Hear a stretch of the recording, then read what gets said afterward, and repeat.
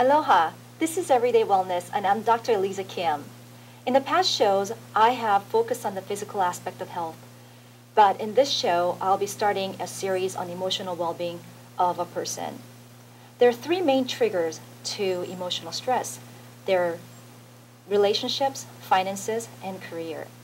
The relationships being the biggest of all those triggers, and what I have found is the relationship between the families are the biggest triggers, meaning that the children and the parents, the conflict between them seems to be the biggest conflict.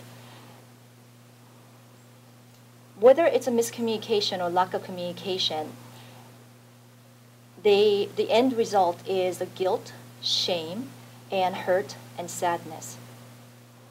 The one big factor in contributing to emotional stress is lack of self-love and self-worth. When a person has been nurtured to love oneself and to know their self-worth, they tend to have the tools to help them to create a life that they desire and they want. And they also have the tools to resolve conflict. So in this series coming up, what I'd like to do is, the next two shows will be Principles of Reggio, which is a teaching method that I feel needs to be more of a way of life, an inspiration to a way of life. And then we'll be looking at the character building, the actual the confidence of a person, or what we can do to boost the self-esteem, to understand the language of children, and to be able to resolve conflict. And these are the kind of issues that we'll be focusing on in the upcoming series. Today, I would like to welcome a very, very special guest, Miss Leslie Gleim from Mid-Pacific Institute. Thank you for coming and joining us today. Thank you for having me. Yes. And can you tell us a little bit about yourself and what you do at Mid-Pacific Institute and how long you've been there? Sure. This is my 36th year of teaching, actually, in children, preschool.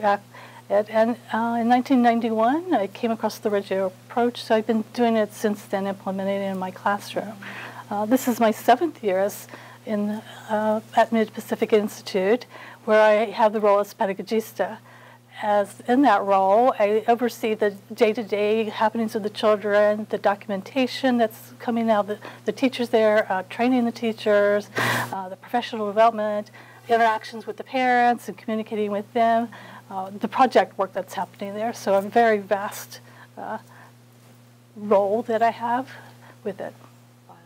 Well, can you tell us a little bit about Reggio? Because many people know about Montessori and other types of teaching methods, but I have found that there's a lot of misconceptions, or many people have never heard of Reggio. So why is it necessary for it to build the Reggio school, and also where did it start? Sure. First, the misconception is Reggio is not a person. It is actually a town in Reggio Emilia that's at the northern part of Italy. It has about 140,000 people, much like some of our larger cities here. But what distinguishes it is their teaching, their system that they have for children, young children. So it began right after the First World War II, 1945, and a young educator who was going through one of the cities and came across these parents who were literally building a new school. And he was fascinated by this involvement of the parents and the community itself into creating this system and what was going to happen from it. So he embarked upon that journey with them. And from there, it built into the city of Reggio Emilia, where he was over this schools there. His name was Loris Malaguzzi. So from the 60s, I believe this is their 50th year of implementing the Reggio approach there. He was very instrumental into setting it up and making this approach work while it was there. But the piece that I think that has captured the world was in 1991 when Newsweek actually named them as the best early childhood schools in the world. So everybody began to flock, wondering, what is it? What makes them so special? What is it that their philosophy is different from Montessori or some of the others that we know of? Right, and I find the principles of Reggio absolutely intriguing. And I've read a few books and whatever I can get my hands on. And one of the things that I have found about this is that I can't stop reading. I want to know more. The more I know, the less I know, I feel like. So I wanted to keep learning about it. And at some point I had to tell myself to stop, reading so I can go on with the show.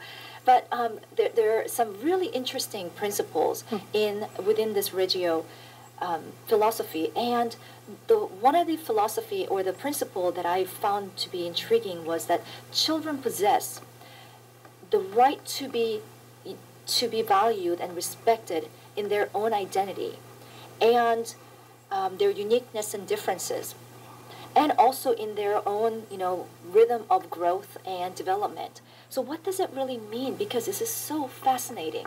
I think it comes around a phrase that the Italians call is image of the child, of how they view children. And that's where I think some of the differences come of how they approach versus how a traditional mindsets of education is. And they look at, when the children come to them, they're already filled. And that you go where they are and move forward with them and scaffold them in their learning. Whereas other ones, they think of children you have to fill up. So if you think about that small differences, you begin to understand that everything that we do with the children is different, a different way of approaching it. If we now know that they already have, as you suggested, their own uniqueness and differences. So how can we meet each one of those versus making them look all the same? Well, our system, tends to test them, score them, and compare them. Yes. And I remember when my son was 2 years old, he actually got tested, and they were saying that he was delayed in cognitive skills. But, as you know, my son, very personally, he is definitely nowhere near, in delayed in cognitive skills. So what is it as parents, that we can do, or educators that we can do to respect and make them feel that, they are valued in their own unique identity? Well, I think you hit upon it when you said that the testing mindset that we have. So they think that children, if they don't score well, therefore there are problems. Whereas instead looking at them and thinking that, every child grows and unfolds on their own timeline versus that, then we look at the children for their strengths versus their weaknesses. And when we look at strengths, then we begin to see whole new possibilities for what they have and what they can bring to us from there. I have a saying that I like that, every child's going to get into college or wherever they want, but they have their own times and frame of doing that. And that we just need to be there to be supporters of those differences. Some children have strengths in music, some in dance, but that's often overlooked in the school. It's only about the testing and paper and pencil work. True. And on top of that, the children, there's a saying, children should be seen, not be heard. And I think that really crushes their spirit. And I think that's another piece that we strongly believe in around the Reggio, is that every child has a voice, and their voices should be heard, because when we listen very tenderly to them, we find they have these fascinating theories about the world and wonder, and that's part of their strengths that we need to build. Right. That right there, to me, should be. It's like a Bible, to parenting. Yes. So the second principle that I found to be really intriguing was the 100 languages of children, and that in the beginning when I first heard about it, I thought this was about working with senses, and that was it. Like just just learning through senses. Well, once I started to go into it more in depth, there was so much more meaning behind it, and it's a metaphor, for the potential of children, what they can do and how they can learn, how they can think and create. So, can you explain to us a little bit more about the 100 languages of children? Yes. So I think it goes back to your first question about the identity of children, who they are. So if we only think children, the only way we know children is when they speak to us, then we're missing so many other languages that they do have. So it is a metaphor to again, using those voices through different medias that they may have. Again, as I alluded to, dance, gestures, their facial expressions, even drawing, wire, all of these become a language. And when we think of the language of children, then again, we approach children in a much different way. So this is their language of how to speak. Blocks is a language. So what is their language of block? What are they telling us? What are their theories that we're seeing coming through these different languages? Okay. Well, when my son was 2, he was in this another school, and I remember he would always bring home all this beautiful artwork, and I posted them all over the walls in our house, and about a year later, I ended up going over to one of my friend's house who went to the same school, and she had exactly the same the drawings and paintings of whatever he had brought from school. So in Reggio, when you teach the way with music and art, how is it different than the way that we normally the way we have been taught, or the way a lot of the other schools teach? I think we, instead of just about singing, we look at the how would they express themselves? What emotions can they bring through that? How can music support what they're doing in the classroom? Whether it's just the instruments they may play, how could it support the movement that they have? Again, looking at this. I would say I call it like the alphabet of the language. So, because the ABC, when you think of the alphabet, you have letters. So each media offers that to us, like in clay, a coil, and the different way you slip. All this becomes part of making that language visible to you when the children work with them. So there's never a right or wrong way of doing something. There never is, and I think for us the difference would be. I was thinking about your son's papers. Is that we would rather start with a blank paper and let the children fill it with their ideas and thoughts versus giving them something prescript for them to do. That's exactly. And when we do that, we really do see what are they thinking, what are their theories. I think we so often sell children short when we give them the other way, whereas when we allow them to be the creators of their knowledge, it just is amazing in how brilliant they are. Well, all I wanted when I was little, because I took piano for many years, is that I wanted to play my music, the music that resonated with me, and the music that I felt, really just, was in my soul and my spirit.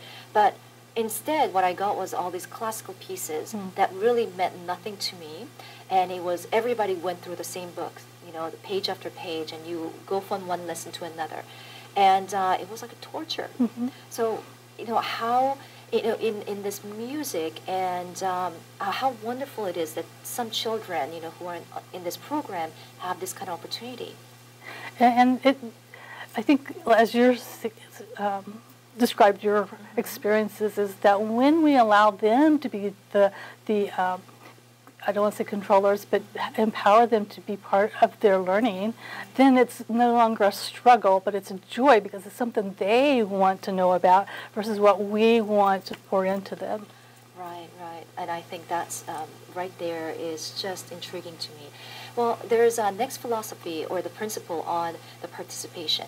And the participation gives a sense of belonging to a community. So why is participation so important, and why belongingness is important? So often I think as we look at traditional education, it's about the child being alone, and they're alone, learning so much. That is part of it. But yet we look at the community of learners, this relationship between each other so that they can co-construct. Because when they come together and they put their ideas on the table, then when they leave that table, they have a far different theory and a different way of thinking than when they first started there. So we value that collaboration and co-construction very much in with the children. And long ago, when I was in Reggio, the teachers said this, and it really struck home to me. They said that 90% of what children learn are not from their teachers, but from each other. And that was significant. It made me value these relationships of learning from each other versus me telling them how to do something or learning it through their own exploration, which I think is far more important. And that joy of learning will stay with them far longer. Great. That's it sounds like that is enough to give them the inspiration to want to learn more. Right, and enjoy that. Because they know that they have the control, that they have it's my own thinking that having somebody's valuing what I'm thinking. I mean, this is a great way to raise a leader rather than a follower. It is, and if we look at 21st century learning, that is, we hear so much about that collaboration, risk taking. All of this is all part of what we want to raise the questions and theories. These things all pertain to where we want people to be when they get older too. So we often think that what we're laying the foundation just not for early childhood, but for life itself. Well, and I'm sure many children do this, but one of the things that my child always does is that he offers a solution for everything.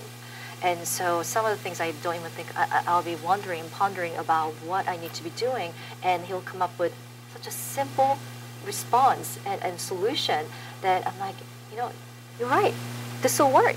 So, I love that simple-mindedness, the wittiness, that he can just come up with those ideas. He's actually thinking. And I think it's a relationship they have with the adults. They don't see us as all-knowing, but rather how do we co-construct together to come up with a solution. So I think that risk-taking with them and advocating their own thoughts is kind of part of our culture when we work with children. Well, feeling comfortable, to be able to voice those kind of solutions is another thing, because, what if they were shut down because somebody said, no, you're wrong, I don't want to hear your solution because, this is not going to work, rather than trying to work with that solution.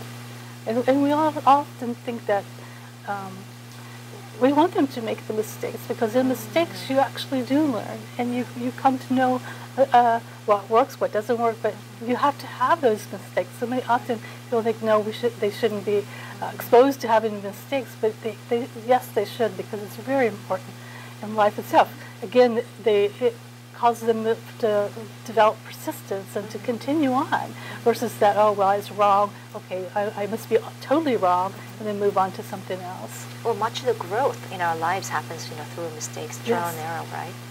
So, well, the next one that I wanted to, that I felt was probably one of the most important principles is listening. And this I find to be the most challenging, because to actively listen to your child, or anyone for that matter, is extremely difficult, because we have something called life. And it could be, dishes, or, doing the cleaning and doing laundry, or it could be your husband. This life gets in the way of actively listening and being present while the conversation's going. And in Reggio, there's a saying that talking to children requires 3 eyes. And the most important action is listening. And I think, I remind myself each time, when my son is speaking, and I said, the saying in my house is, the listening is my third eye. Listening, is my third eye, and or through my third eye, So can you tell us a little bit about this whole listening aspect of it?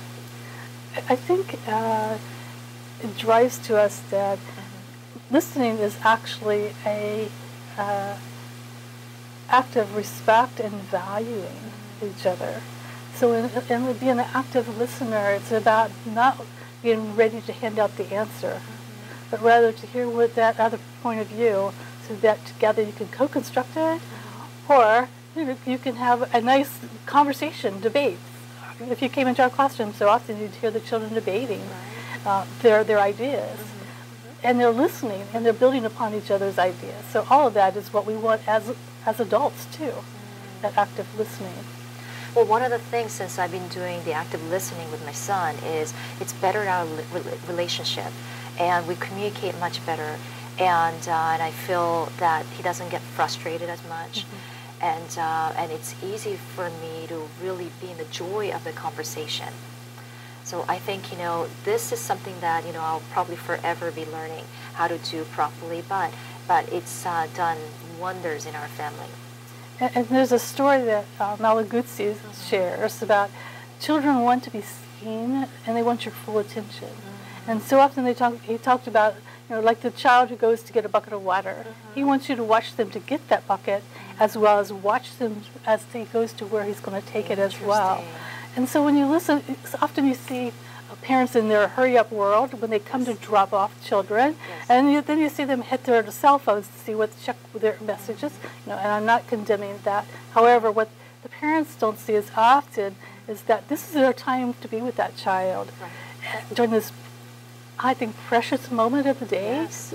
And when the child sees you onto your cell phone, what is that saying to them? What message are you saying that I'm not quite as important as work? So I always try to stress that, be present with them. Turn your cell phones off. Just be there. Just letting them know that you are valuing them and respecting them in this small way speaks volumes to who that child is.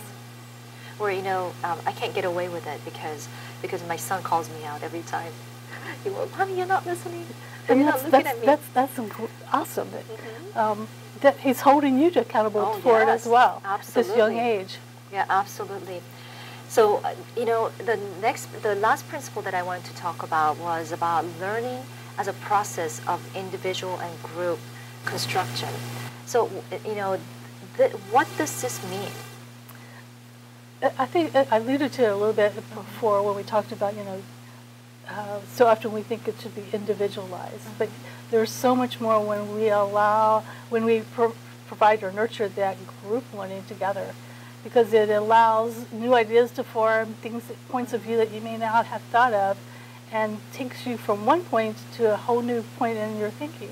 So we like either large group conversations with children and thinking together in our project, or we look at the small groups. Small groups could be 2 children together. It could be 4 children.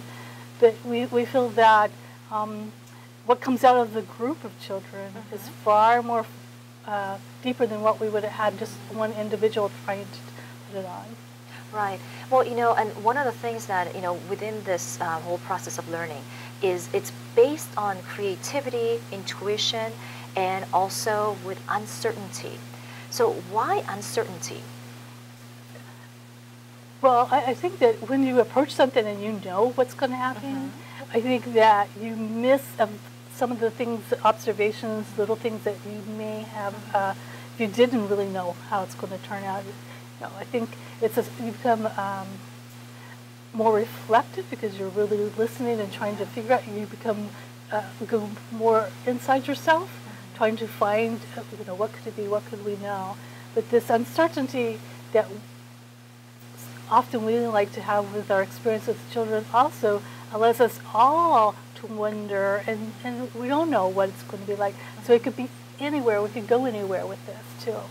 Beautiful, beautiful. Well, this has been what my son would call a magical experience, and you are truly inspirational for what you do, and I really thank you for all that you do. Thank you for coming and sharing your wisdom and knowledge with our viewers. Oh, thank you for having me. Yes, absolutely. Well, one of the things that I wanted to point out is that I have a contract with my son, and that is that he, before he was even born, he asked me to understand him for who he is. And this is something that I don't take lightly. I don't take it for granted. I feel responsible and obligated to make sure that I honor this contract.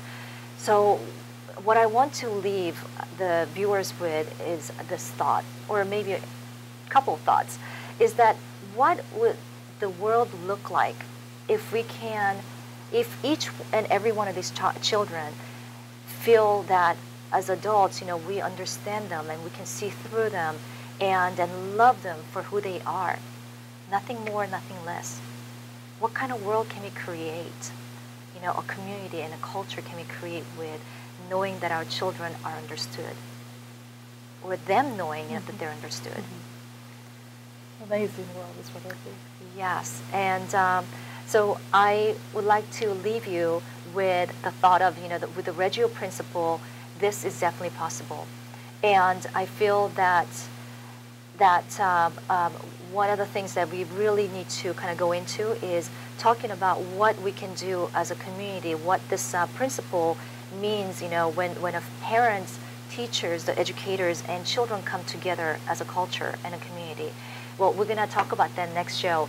And thank you so much for viewing Everyday Wellness. And this is Dr. Eliza Kim. Aloha.